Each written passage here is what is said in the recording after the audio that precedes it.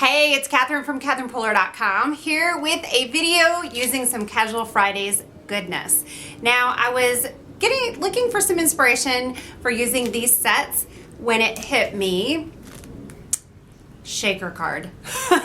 So yeah, I think I'm gonna try to make a shaker card out of this. I think it would be really fun. And if it's not, you're gonna have a front row seat to a disaster. I don't think it'll be a disaster though. Yeah, so let's see how this turns out. The little pieces inside the shaker card naturally are going to be the X's and O's and hearts. So I've punched out the X's and O's already with just some glitter paper that I already have. It's from Stampin' Up! If you have glittered embossing powders, you can make your own also. So I'm using this Wow red glitter. It's red glitz embossing glitter. And I'll just sprinkle it over my piece of cardstock that I already inked up with the Versamark ink pad. If you're not familiar with Versamark, it's just a clear sticky ink, so then the embossing powder will stick to it. I'm gonna heat up my heat tool for a second before I hit the paper with it. It just takes a minute to heat up and then that embossing powder will get going. So we'll just emboss this whole piece. I'm setting my little shaker pieces aside and I'm going to work on the box. So I have 2 pieces of cardstock and a piece of clear acetate. I'm going to use my little inker stitch dies, which actually I'm going to cut out the outside so the stitching will be on the inside and I won't use it, but that's okay. We'll save that for another project. I want the outside of the shaker box to be glittery and red to match the hearts.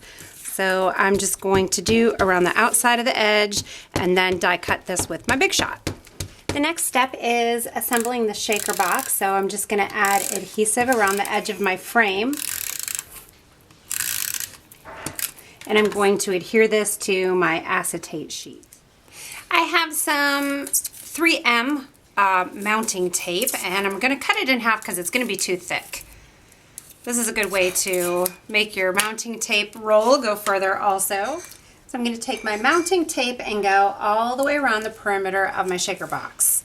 Make sure there are no gaps between, because that's where the little filling will escape. Alright, so I've taken the backing off of that mounting tape and I think my shaker frame is looking pretty cool.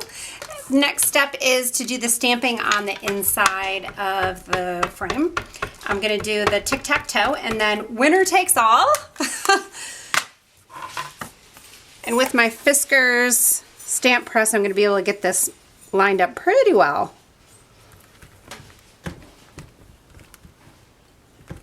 And I'm using My Favorite Things Hybrid Black Licorice ink pad. I'm going to add my little shaker elements into the shaker box. I think I need some sequins as well, so I'm going to use Pretty Pink Posh Sparkling Clear. I'm going to use the big ones and the little ones. So I think these are 6 and 4 millimeters. And then luckily, I have some silver hearts on hand. And then I have these special new little iridescent hearts and stars glitter. I love this. And I'll grab the hearts and stars in the iridescent clear. Just add some of those in here.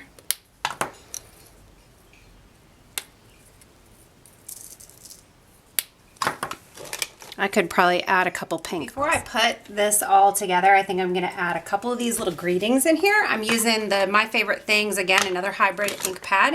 It's red hot. And I'll do Kiss Me and Hugs and a couple other fun little greetings. Now before I put the box together, I'm going to add just a couple little smidgens of glue. And what this will do is it will catch a few of my sequins and the innards or the fun stuff in this card, and it will suspend them, because you know when you have a shaker card, everything falls to the bottom.